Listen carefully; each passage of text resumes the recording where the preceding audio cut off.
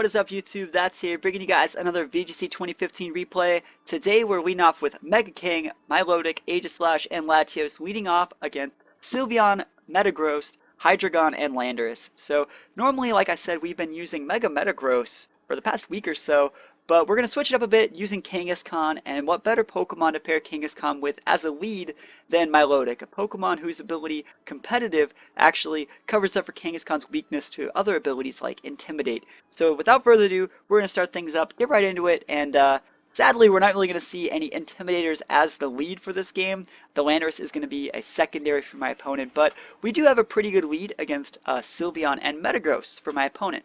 So Kangaskhan, Milotic first, Sylveon and Metagross here. Normally, you would ignore the Metagross first turn, and that's what I'm definitely going to take advantage of. We're both going to go Mega. He's going to gain that Tough Claws. Note that he's using the shiny Metagross with that gold and silver blue color scheme. I actually really just like the regular Mega Metagross color scheme, but that's just me. I don't know. Shinies aren't my hype. But let's get back to the game. So we're going to see my opponent go for a Substitute with his Metagross. Substitute going to put up a little wall for about half my opponent's HP, trying to make sure I ignore that slot. He was probably expecting me to protect.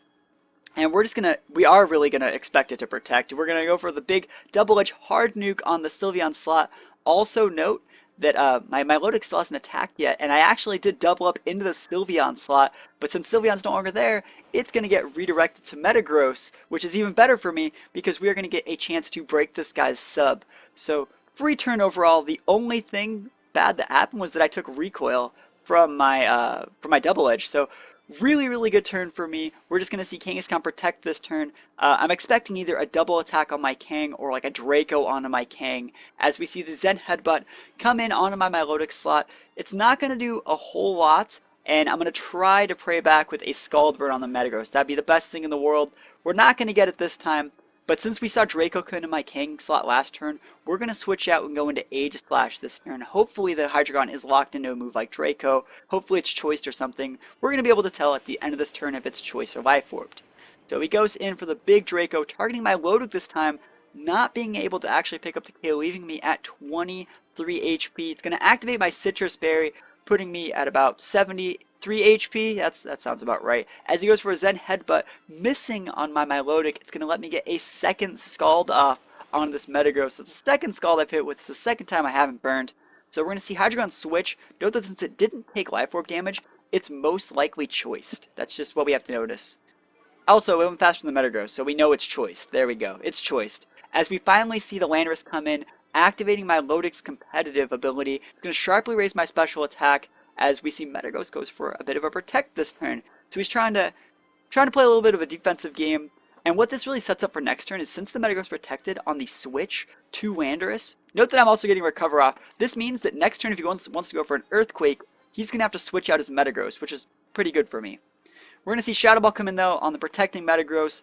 And yeah, we're just going to have to switch it up. We go for a Stance into Shield form. We're going for a King Shield. We're not really wide guarding here, since I didn't think the play from Earthquake would actually be like that potential. Like there's no way I thought Earthquake was coming out. I think he's most likely going for like a Rock Slide or a U-turn or a knockoff.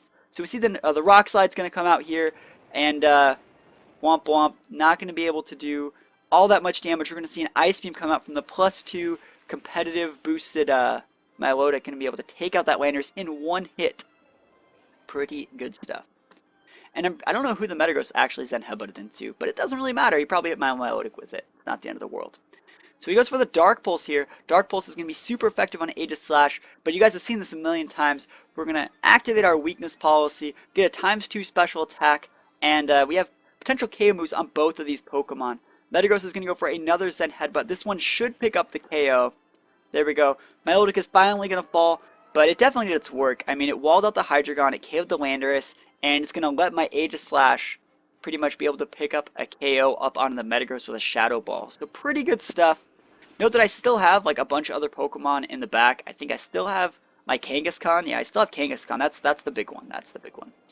So Metagross is going to go down. I also still have Latios. Oh yeah, this is going to be pretty funny, right? We know that he's Choice Scarf. We know he's locked into Dark Pulse.